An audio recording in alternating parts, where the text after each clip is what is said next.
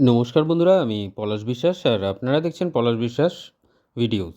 আশা করি আপনারা প্রত্যেকে ভালো আছেন এবং আপনাদের বাগানের প্রত্যেকটি গাছ ভীষণ ভালো আছে। বন্ধুরা, আজকে থাম্বনেল আর টাইটেল থেকে বুঝতেই পেরে গেছেন যে কোন বিষয় নিয়ে আলোচনা হতে চলেছে। হ্যাঁ বন্ধুরা, 4 দিন আগে আমি গোলাপ গাছে কী খাবার দিয়েছিলাম সেটা দেখিয়েছি এবং তারপরে এখন আজকের কী খাবার দেবো সেটা বলবো এবং এই বর্ষায় মাসে কীভাবে পরিচর্যা করতে হবে গোলাপের সেটা বলে দেবো।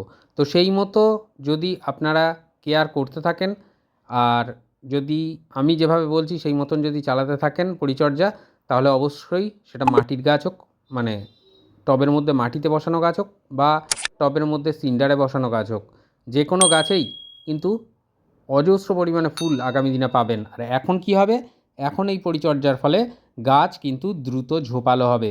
প্রচুর সংখ্যায় ব্যাসাল স্যুট আপনার গাছ থেকে আপনি পাবেন, অর্থাৎ যেগুলো পাওয়ার জন্য প্রত্যেকটা বাগানই মানে অতি উৎসাহে থাকে যে কবে বেসাল আসবে গাছের।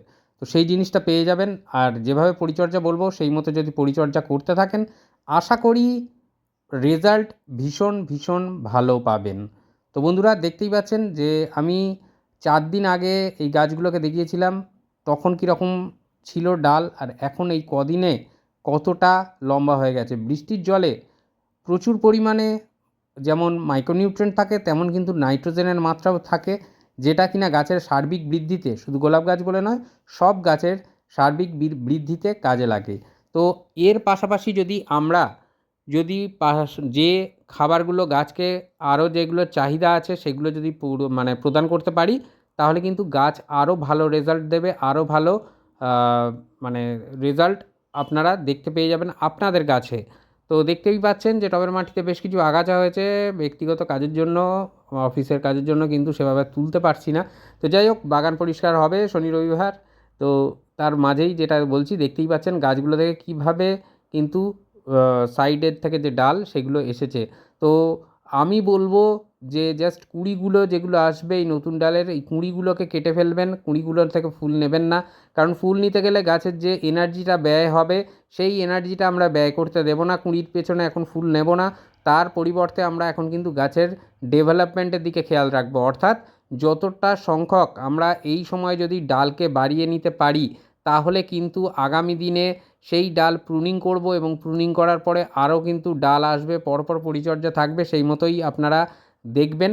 তো দেখুন, টানা বৃষ্টি হচ্ছে, টবের মাটি বা মানে টবের যে মাটিতে লাগানো গোলাপ গাছ, সিন্ডার বা ঘেঁষে লাগানো গোলাপ গাছ, সবটাই দেখতে পাচ্ছেন, স্ক্রিনেতে দেখাচ্ছি। তো আরও বেশি ঝোপালো করতে হবে, আরও এই গোলাপ গাছকে দ্রুততার সাথে বৃদ্ধি করতে হবে। তো কী খাবার দিতে হচ্ছে সেগুলো কিন্তু আগের ভিডিওতে দেখিয়েছি, আজকেও কিছু নতুন দিচ্ছি বাগানে, সেই কারণে আজকেরও আমি শেয়ার করছি এই ভিডিওটা। কারণ পলাশ বিশ্বাস তার বাগানে গাছেদের সাথে যে পরিচর্যা করে সেটাই কিন্তু আপনাদের সামনে তুলে ধরে। তো আজকের পরিচর্যা করব, সেই কারণেই আপনাদের জন্য এই পরিচর্যা নিয়ে আসলাম যে আপনারাও আপনাদের গাছগুলোতে এইভাবে পরিচর্যা করুন। গোলাপ গাছ নতুন যখন বেরোচ্ছে দেখবেন পাতা অনেক সময় বেশ কিছু গাছের আমারও হয়েছে কুঁকড়ে যাচ্ছে।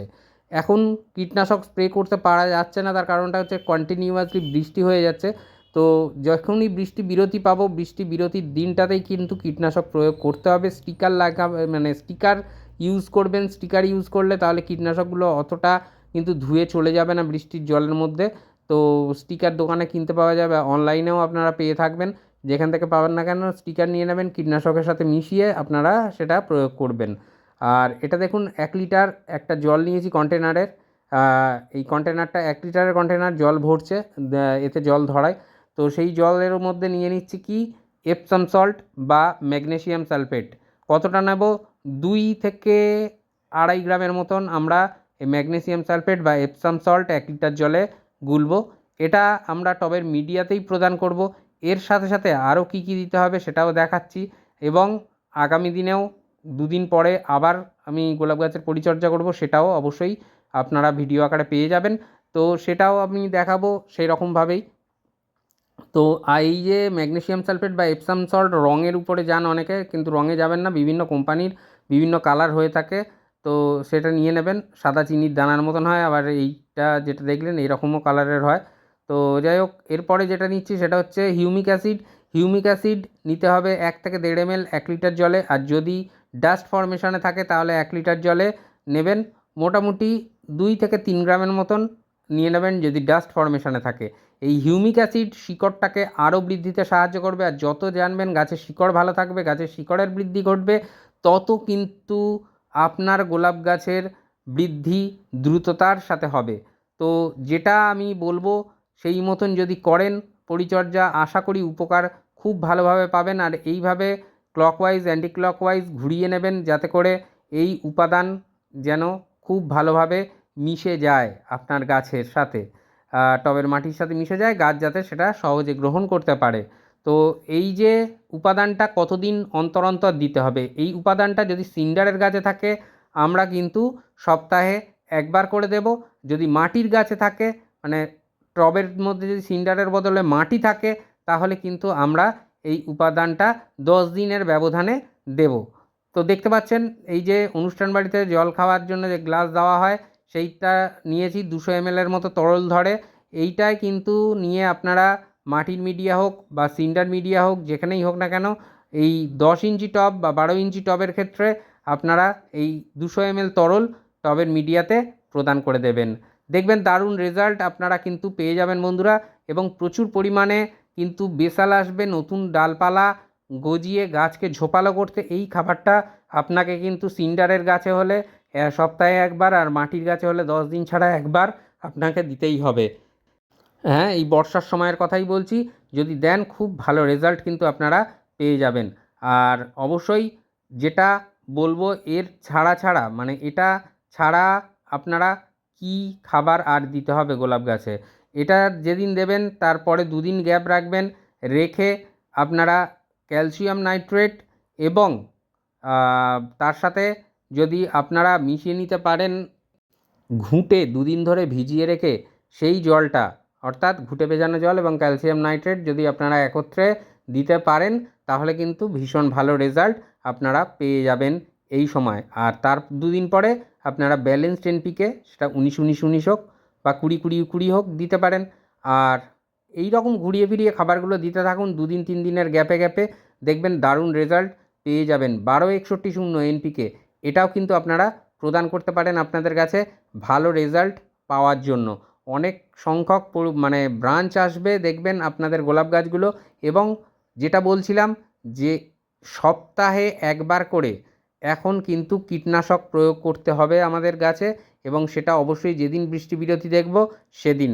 আমরা যেটা গোলাপ গাছে সুপার সোনাটা, এই যে এইচপিএম কোম্পানি, আমি এর বিজ্ঞাপন করছি না, আমি এটা বলছি জাস্ট, এইটা আপনারা দিতে পারেন গোলাপ গাছে, খুব ভালো মানে রেজাল্ট পাওয়া যায় এই সুপার সোনাটা থেকে। তো এটা একদিকে যেমন মাইক্রোনিউট্রেন্ট মানে অনুখাদ্য, তেমন ভিটামিন মানে ভিটামিনের কাজ করে, অ্যামাইনো অ্যাসিড আছে এর মধ্যে, এবং তার পাশাপাশি কিন্তু কীটনাশক রূপেও কাজ করে থাকে। তাই বলবো এটা যদি সিন্ডারের থাকা গাছ হয় সপ্তাহে একবার করে দিন, আর মাটিতে থাকা গাছ হলে 10 দিন ছাড়া একবার দিন, খুব ভালো রেজাল্ট পাবেন। মানে গাছের পাতায় স্প্রে করতে পারেন, বা মাটির গোলাপেও কিন্তু আপনারা সপ্তাহে একবার করে অবশ্যই প্রদান করতে পারেন দারুণ রেজাল্ট পাওয়ার জন্য।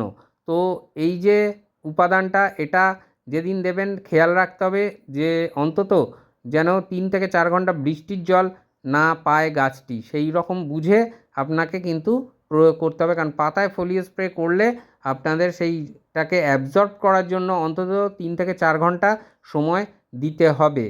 আর মাসে আমি বলবো না মাসে একবারই হবে, অর্থাৎ 20 দিনের গ্যাপে গ্যাপে একটা পিজিআর, প্ল্যান্ট গ্রোথ রেগুলেটর, আমি বুস্টার 2 দেখাচ্ছি মানে এটাই দিতে হবে এমনটা নয়, মিরাকুলাম দিতে পারেন, প্ল্যানোফিক্স দিতে পারেন, যে কোনো একটা পিজিআর বা প্ল্যান্ট গ্রোথ রেগুলেটর আপনারা গাছে ব্যবহার করুন। এই সময় 20 দিন ছাড়া ছাড়া গাছের পাতায় স্প্রে করতে হবে।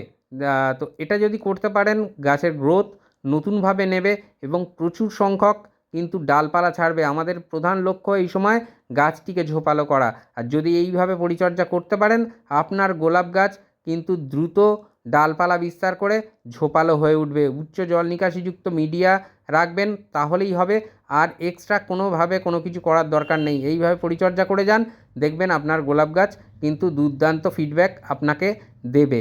তো আশা করি বুঝতে পারলেন বন্ধুরা যে কীভাবে পরিচর্যা করতে হবে এই সময় গোলাপ গাছে।